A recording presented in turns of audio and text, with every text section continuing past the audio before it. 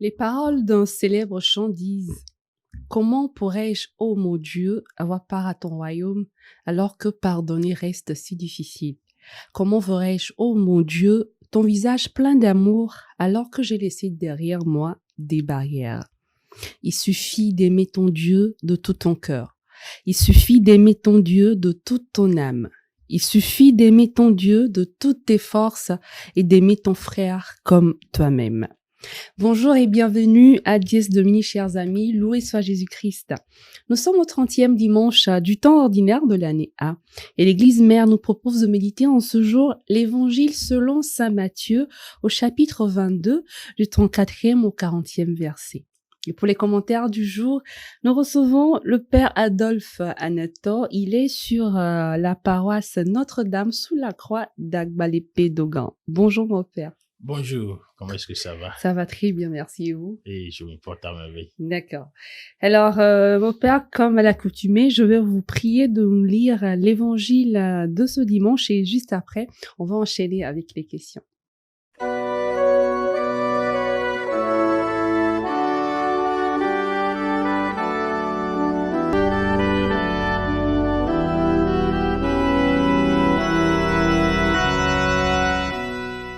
Évangile selon saint Matthieu.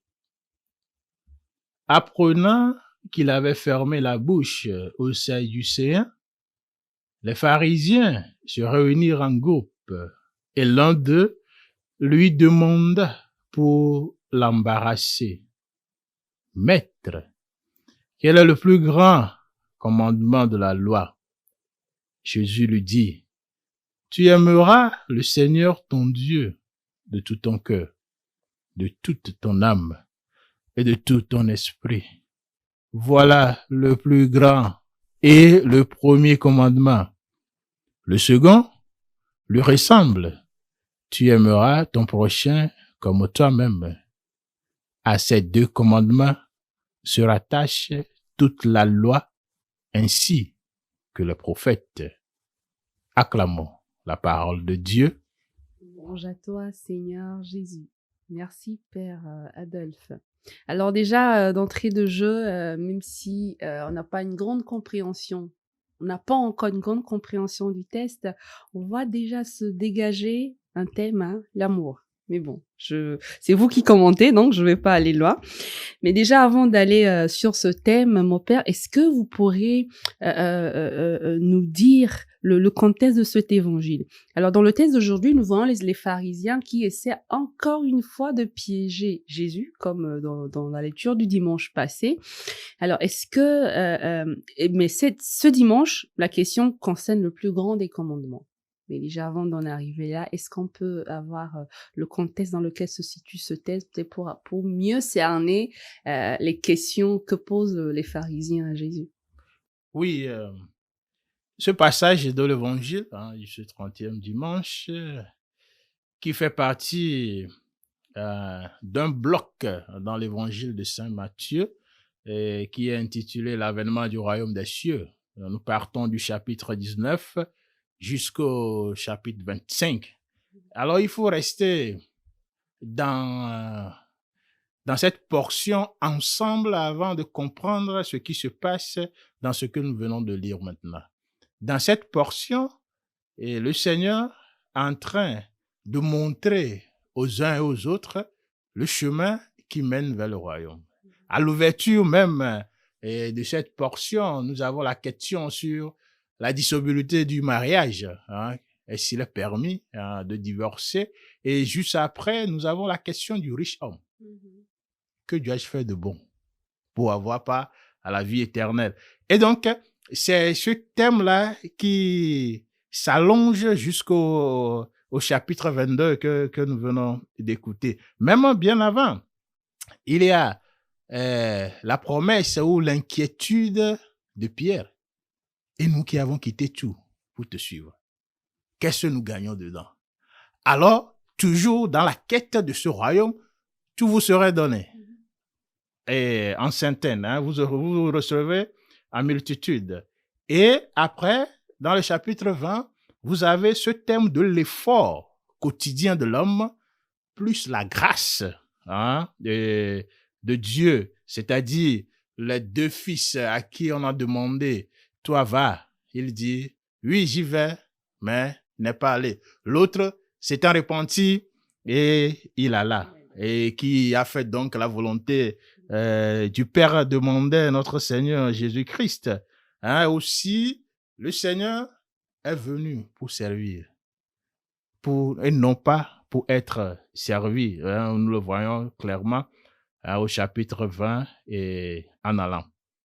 Mais ce qui fait encore la détermination ici, avant que nous arrivions à notre chapitre, c'est le sens de la justice sociale qui fait partie de ces pas-là que nous devons faire vers le royaume du ciel. C'est-à-dire, ce qui est à César, ce qui est à Dieu, à Dieu.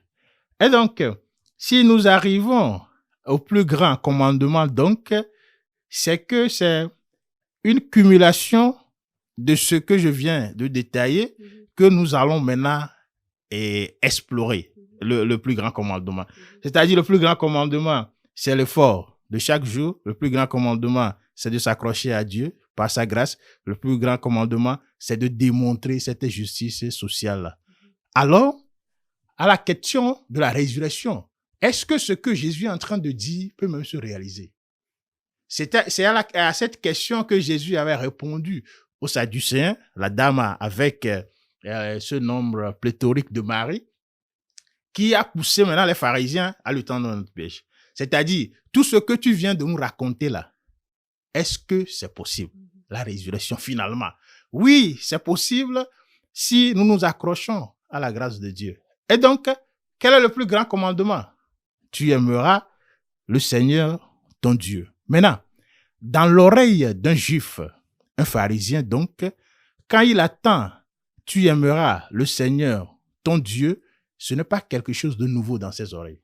Parce que nous sommes dans le chapitre 5e du livre du Deutéronome. Au verset 6, Moïse disait, « Je suis le Seigneur ton Dieu qui t'a fait sortir du pays d'Égypte, de la maison d'esclaves. Tu n'auras pas d'autre Dieu que moi. » Il sait en même temps que c'est ce rappel-là. Ou encore, Josué, nous sommes au chapitre 22, verset 5. « Seulement ayez grand soin de mettre en pratique le commandement et la loi que Moïse, le serviteur de Dieu, vous a prescrit. Aimez le Seigneur votre Dieu. Marchez dans ses chemins. Gardez ses commandements. Attachez-vous à lui. Suivez-le de tout votre cœur et de toute votre âme. » Alors le pharisien qui écoute ça, en même temps, sait de quoi est-ce qu'il s'agit. Il s'agit juste d'un rappel. Alors, ce que le Seigneur Jésus-Christ avait décrit est en train de donner, je pense, un résumé dans leur oreille, se dit, oui, c'est vrai. Nous avions déjà écouté ça. Alors, le Christ maintenant devient, je peux le dire ainsi, le nouveau Moïse, comme Matthieu veut le présenter, le nouveau Moïse. Il le met, Moïse était sur la montagne, il met Jésus sur la montagne. Mais plus encore, les commandements que Moïse donnait au peuple d'Israël, c'est ce commandement-là que je suis en train de reprendre. Tu aimeras Dieu, ils l'ont déjà écouté. Tu aimeras ton prochain, se trouve dans le livre de Lévitique. Nous sommes au chapitre 19, le verset 18 et 34. Tu ne te vengeras pas. Tu ne garderas pas de rancune contre les fils de ton peuple. Tu aimeras ton prochain comme toi-même. Je suis le Seigneur. Alors, et même au verset 34, l'immigré qui réside avec vous sera parmi vous comme un Israélite de souche, et tu l'aimeras comme toi-même. Car vous-même, vous étiez immigrés au pays d'Égypte. Je suis le Seigneur, votre Dieu. Familiarité dans l'oreille du pharisien. Donc, ce que Jésus est en train de dire, et c'est ce que Moïse avait dit à leur père, sont ce qu'on leur avait enseigné, parce que on leur a dit, tu l'enseigneras à tes fils, aux fils de tes fils, de génération en génération. Celui qui est devant nous, c'est Moïse, et donc ce qu'il dit est vrai. Merci mon père de nous avoir éclairé sur ce contexte. Alors, au vu de tout ceci, c'est quoi le message central que veut nous faire passer l'évangile de ce dimanche? L'évangile de ce dimanche veut d'abord nous encourager à faire le bien. Et il ne lance pas ça seulement en l'air, l'amour, non. Il décrit ce que cela doit être dans la première lecture que nous avons écoutée. Ou même dans ce texte de Lévitique, parce que ces mots que Lévitique a employés sont familiers à ce que l'Exode au chapitre 22, le verset 20 à 26 aussi va employer. Et lorsque vous jetez un coup d'œil dans la Bible pour cette portion de l'Évangile, cela s'appelle le code de l'alliance. Et donc, ce n'est pas à l'air. Tu aimeras Dieu, tu aimeras ton prochain. On peut se dire comme l'autre, hein, qui est mon prochain. On peut se dire, c'est quoi l'amour de l'autre? L'amour de l'autre consiste à aimer l'immigré. L'amour de l'autre consiste à ne pas se venger. L'amour de l'autre consiste à ne pas garder rancune contre. C'est-à-dire, c'est pratique. Ce n'est plus en l'air. Voilà le message, le tout premier message. L'Église veut nous encourager à aller sur ce chemin-là. Et maintenant, en allant sur ce chemin, nous avons une récompense. Parce que, nous dit le texte, toutes les lois et les prophètes sont rattachés à ces deux commandements. Que dit l'Alliance nouvelle? Que nous irons au ciel en suivant le Christ. Voilà. En faisant ça, nous irons. Quelle était l'inquiétude de Pierre? Et nous qui avons tout laissé pour te suivre. En faisant ça, vous aurez ci, vous aurez ça. Et donc, c'est à la fois l'espoir que nous irons au ciel, c'est à la fois la pratique de chaque jour que nous irons au ciel, mais plus encore, c'est l'encouragement que l'Église nous donne. Mes fils et filles, tenez bon, nous irons là-bas. Merci beaucoup, mon père. Alors, vous savez, mon père, est-ce que c'est possible, je repose la question parce que vous venez de le dire, est-ce que c'est possible de faire tout ça, ce que Jésus a dit, d'aimer Dieu de toute son âme, de toutes ses forces et d'aimer son prochain comme soi-même? Et est-ce que tout ça est possible si on n'arrive pas à s'aimer soi-même? Vous convenez avec moi qu'il y a des personnes qui n'arrivent pas à s'aimer soi-même, elles-mêmes. Si elles ne s'aiment pas, comment elles feront pour aimer Dieu, aimer leur prochain? Parce que dans ce commandement, c'est aimer son prochain comme soi-même. Si je n'arrive pas à m'aimer moi-même, comment je fais pour aimer mon prochain? Oui, c'est possible. C'est possible si nous nous laissons guider. C'est tout. C'est possible si nous nous laissons guider. Ce n'est pas de nos propres forces. Si nous disons, oh, nous allons faire, non, nous sommes pleins d'égoïsme, nous ne pouvons pas le faire. C'est ce qui est clair, ça. Donc, si nous commençons là-bas, nous avons déjà faussé les pas. Voilà. C'est important, hein, ce qu'on vient de dire. Oui. On ne peut pas le faire de soi-même. Non, de soi-même. Si on se lève, on dit, bon, c'est bon, on y va. Non. C'est pas de la mathématique. 2 plus 2, dans ce cas, peut ne pas faire 4. Il n'y a pas de souci. Donc, nous commençons par la grâce de Dieu. C'est par la grâce de Dieu que nous commençons. C'est pourquoi le texte dit, tu aimeras Dieu d'abord. Avant d'aimer ton prochain comme toi-même. Et donc, dans l'amour de Dieu, tu reconnais que toi-même, tu es à l'image de Dieu. Ça commence par là-bas. Et ça produit de la transformation intérieure. Dès que la transformation intérieure est produite, nous avons donc la tendance de laisser les désirs mauvais ou même de quitter nos petits péchés. Ou comme le dirait Paul dans la deuxième lecture de ce dimanche même, de laisser ces idoles que nous avons. Égoïsme, par exemple. L'amour du pouvoir, par exemple. De les laisser, de se transformer par la grâce de Dieu. Maintenant, l'homme qui reconnaît que je suis à l'image de Dieu, qui s'est laissé transformer par la grâce de Dieu, l'homme là maintenant peut se tenir debout et aimer son prochain parce qu'il connaît lui-même sa valeur. Si la valeur que j'ai, c'est seulement l'égoïsme, le plan de soi-même, c'est difficile de voir l'autre comme quelqu'un que je dois aimer parce que je n'ai plus besoin de lui.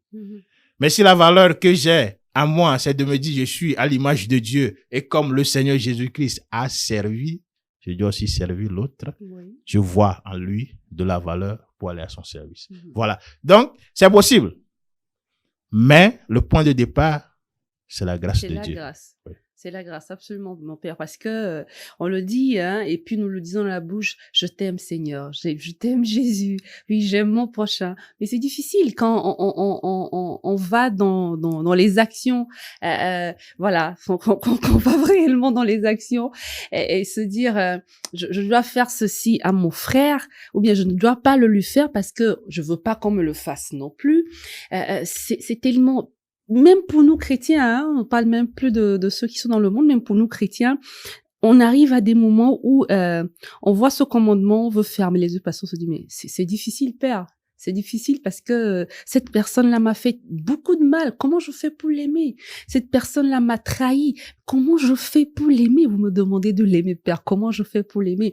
Cette personne me déteste. Elle me veut du mal. Comment je fais pour aimer cette personne? Alors, mon Père, quel conseil vous pourriez nous donner, nous chrétiens d'aujourd'hui, quand on se retrouve dans ces situations, dans des environnements où nos prochains sont en quelque sorte des ennemis ou des gens qui nous détestent à un point, mais nous sommes obligés de les aimer parce que c'est le commandement le plus grand que Jésus nous donne. Qu'est-ce qu'on peut faire en ces moments-là?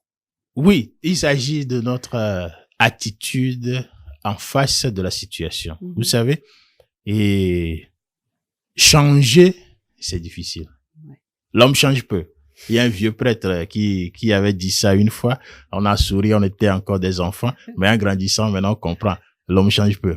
Mais voilà, la consistance dans notre effort de changer, c'est cela qui compte. Et ça commence par le changement de notre attitude en face de ces situations. Si nous disons que nous prenons ça en main, et c'est ce qui se passe, hein, et je vais régler ça. Moi-même, je vais m'assurer que cela ne se répète plus, alors que tu ne sais pas jusqu'où peut aller l'autre. Hein, et l'homme mauvais aussi existe, malheureusement. Et donc, c'est là-bas que ça commence. Mais, si nous nous disons que nous pouvons éviter ces situations et mettre ce que on peut mettre dans la main du Seigneur et accepter les autres, nous sommes déjà sur le chemin de la guérison. Voilà l'attitude d'un chrétien d'aujourd'hui. Parce que nous sommes, par exemple, au service, non, dans un domaine de concurrence terrible, où les gens sont prêts à tout pour t'arracher ton poste, ou bien tu vois une promotion venir, et c'est la réalité d'aujourd'hui. Tu vois une promotion venir où il y a ces va-et-vient dans le bureau du DG, où les gens font ci, font ça, jusqu'à ce que, voilà. Ça existe. C'est la réalité. Et c'est la réalité. Alors, pour le chrétien, donc, maintenant, c'est de prendre le courage à deux mains et de faire ses examens. Si je suis accroché au Seigneur, que je l'aime, je suis sûr, comme à l'inquiétude de Saint-Pierre, qu'il me donnera ce dont j'ai besoin. Alors, si ce poste me revient vraiment, on peut faire pêle-mêle, cela doit me revenir. Ou que le Seigneur est en train de préparer quelque chose de mieux que ce poste-là pour toi. Peut-être que c'est pas poste. Peut-être que c'est le bonheur de ta famille à la maison. Peut-être que c'est ta paix intérieure. Et donc, nous devons vraiment nous fier au Seigneur et savoir qu'il ne peut pas nous abandonner. Hein? En préparant ça, je suis tombé sur le chapitre 23 du livre des Exodes, hein, qui dit le devoir envers l'ennemi. Et ça a frappé mes yeux. Je me dis, oh, vraiment, on a un devoir envers l'ennemi. Hein? Et donc, dans l'extrait, ça, il dit, tu ne feras pas dévier le droit de ton pauvre dans son procès. Ce qui veut dire que le faible a droit à la justice et c'est le travail des forts. Vous voyez, le faible a droit à la justice, mais le travail des forts. Ici, le fort, c'est nous les chrétiens qui sommes des éclairés. C'est nous les chrétiens qui savons que nous suivons un Dieu de justice et que le Seigneur est à notre côté. Et donc, nous sommes confiants, quelle que soit la situation, que le résultat sera en notre faveur. Nous nous plongeons dans la prière en espérant que cela vienne de Dieu. Voilà. notre attitude envers cette situation. Merci beaucoup, Père Adolphe. Alors, dernière question. Est-ce que vous pourriez, s'il vous plaît, faire un lien de l'évangile avec les autres textes du dimanche? C'est vrai que vous avez déjà effleuré la première lecture. Est-ce que le thème central de l'évangile, on peut le retrouver aussi dans les autres textes de ce dimanche? Oui, je t'aime Seigneur, ma force. Voilà le refrain du Du psaume psaume. que nous avons chanté. Oui. Alors, si nous aimons le Seigneur, qui est notre force, nous devons avoir la force donc d'aimer nos frères et nos sœurs. Voilà ce que le Christ nous propose. Et donc, comme je l'ai dit, non, cela commence par la transformation intérieure. Hein? En quittant nos idoles, en laissant derrière nos égoïsmes et en faisant que nous devenions vides des choses de ce monde pour être remplis des choses de Dieu. Surtout en suivant le Christ, le symbole de la croix qui nous apporte le salut, qui nous propose d'être en communion avec nos frères et nos sœurs, horizontalement et verticalement, en communion avec Dieu, notre Créateur. Donc, dimanche, donc, serait le jour là où nous renouvelons cette force dans le Seigneur Jésus-Christ, d'aimer d'une façon concrète maintenant. Ce n'est plus en l'air. La liste est dans la première lecture que nous allons écouter. Nous mettrons ça en pratique en priant le Seigneur, puisqu'il est déjà notre force, nous allons le dire dans le psaume, pour que nous ayons, il y a une récompense, la vie éternelle. Merci beaucoup, mon père. Merci d'être passé sur ce plateau pour commenter cet évangile avec nous. Je crois que le message est passé. Vous nous parlez de l'amour que nous devons envers Dieu et l'amour que nous devons à nos frères, à nos prochains. Merci infiniment d'être passé et j'espère vous retrouver une prochaine fois. Merci à vous aussi, merci à tous les auditeurs et union de prière. Amen. Alors, je finirai cette émission par les propos d'un auteur qui a dit qu'aimer Dieu, c'est s'engager pour l'autre. C'est construire un monde meilleur. Non pas avec des bons sentiments qui parfois peuvent avoir des effets plus que pervers, mais avec confiance, responsabilité et discernement. Dieu sait combien la nature humaine est corruptible. Nous avons tous fait l'expérience de nos limites, des conséquences de nos manques. Aussi, nous donne-t-il une direction, son amour, pour nous accepter et accepter nos erreurs. Nous inviter à les reconnaître pour avancer et essayer encore et encore d'aimer avec tous nos sens et toutes nos capacités. Si Dieu nous aime malgré notre imperfection, c'est qu'il y a chacun de nous quelque chose à aimer. Alors cette bonne nouvelle nous invite à nous aimer nous-mêmes d'abord et à aimer les autres, à chercher la bonne part qui est en soi et en son prochain. Je finirai avec ce verset de Saint Jean qui nous dit « Si quelqu'un dit « j'aime Dieu » et qu'il haït son frère, c'est un menteur. Car celui qui n'aime pas son frère qu'il voit, comment peut-il aimer Dieu qu'il ne voit pas ?» C'est de 1 Jean 4, le verset 20. Merci, chers amis, de nous avoir suivis. On se retrouve la semaine prochaine pour un nouveau numéro de Dies Domini. Soyez bénis. Au revoir.